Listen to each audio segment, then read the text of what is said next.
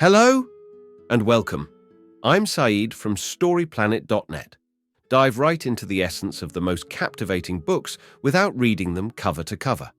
Whether you're on the go, at the gym, or just relaxing at home, we offer you a unique and enriching listening experience. Today, we are exploring the book, The Future of Capitalism, a creation by Paul Collier. The Future of Capitalism, published in 2018, provides an honest examination of capitalism. It emphasizes the need for a re-emphasis on community values to repair divisions among families, communities, and nations. Paul Collier critiques modern liberalism for its shortcomings and advocates for the reintroduction of ethical considerations in economic discourse. He also puts forward practical policies to create a capitalism that benefits all. Before we delve into these revelations, it's interesting to note that Paul Collier is a highly regarded economist and the author of the acclaimed book The Bottom Billion, 2007. He was previously the Director of Development Research at the World Bank and now serves as a Professor of Economics and Director of the Center for the Study of African Economies at Oxford University. With 6 key ideas to unveil, brace yourself for a deep dive into this captivating book. On StoryPlanet.net. To start, the text discusses an economist's proposal for enhancing capitalism. It explores the potential benefits and changes that could result from implementing this plan. Capitalism has not benefited most people since the post-World War II era. Wealth remains concentrated among a few, leading to societal anxieties and political division. Urgent policy changes are needed to avoid calamity. By fostering a new balanced center in society, a more equitable and fulfilling version of capitalism can be achieved. Insights dispel the ineffectiveness of extreme ideologies like Marxism and libertarianism, showcase that corporate greed is not intrinsic to capitalism, and propose a moral capitalism for universal prosperity. Key idea number 1. Social democracy has weakened, leading to a capitalism that lacks moral integrity. After World War II, capitalism led to strong economic growth and a sense of solidarity, embracing social democracy. However, as education levels rose, a shift occurred towards individualism and ideologies like utilitarianism. This caused a fracture in social democracy, leading to a crisis today where capitalism benefits the few. To address this, a return to communitarian values is suggested to cultivate patriotism and support for all citizens in creating a successful system. Key idea number 2. Creating an ethical form of capitalism is achievable by implementing practical policies that support social maternalism. The text highlights the shortcomings of both capitalism and communism and proposes the concept of social maternalism as a solution.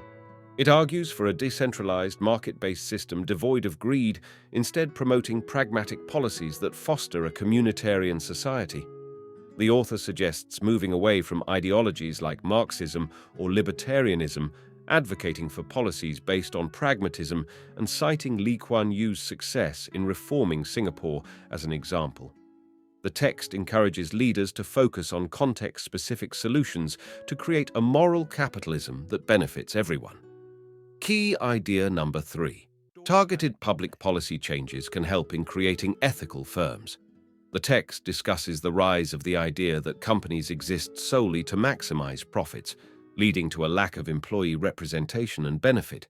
It contrasts this with historical examples of employee-owned mutual companies like John Lewis, which share profits with workers.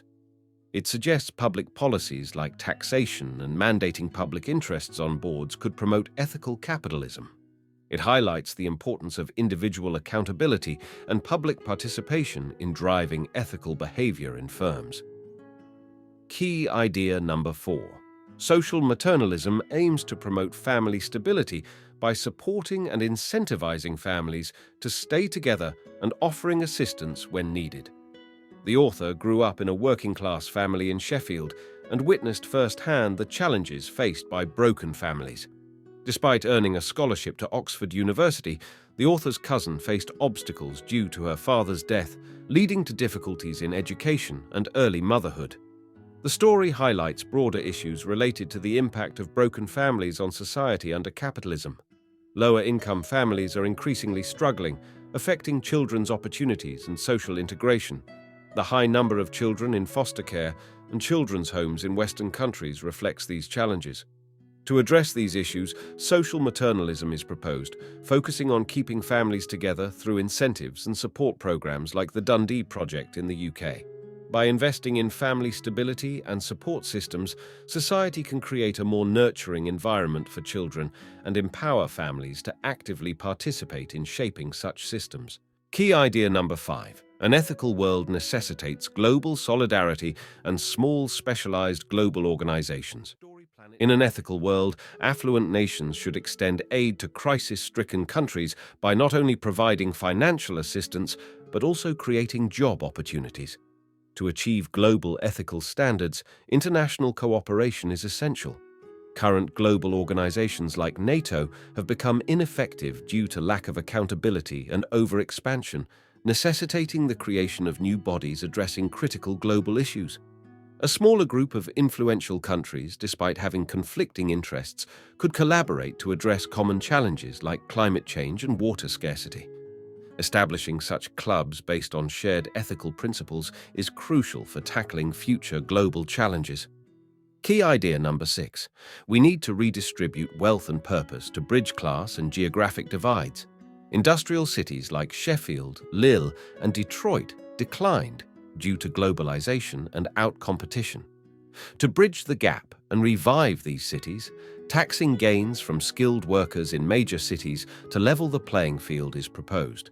However, wealth distribution alone won't solve the class divide. To address this, vocational training like Germany's model can provide dignity, purpose, and prosperity to working-class individuals, fostering a productive and well-paid workforce. This approach requires time but is a step towards implementing inclusive capitalism. In conclusion, the key message is about the need to move beyond current capitalist ideologies towards a more pragmatic approach called social maternalism. This approach aims to create an ethical capitalism that benefits all by taxing globalized firms, promoting workforce purpose, and fostering ethical international agreements for a more inclusive economic system. The proposal emphasizes the limitations of current systems and offers a potential path forward. Thank you for listening to this summary. If you enjoyed this exploration, we invite you to discover other fascinating books on storyplanet.net. Don't wait any longer. A multitude of books, stories, and knowledge await you there. See you soon on storyplanet.net.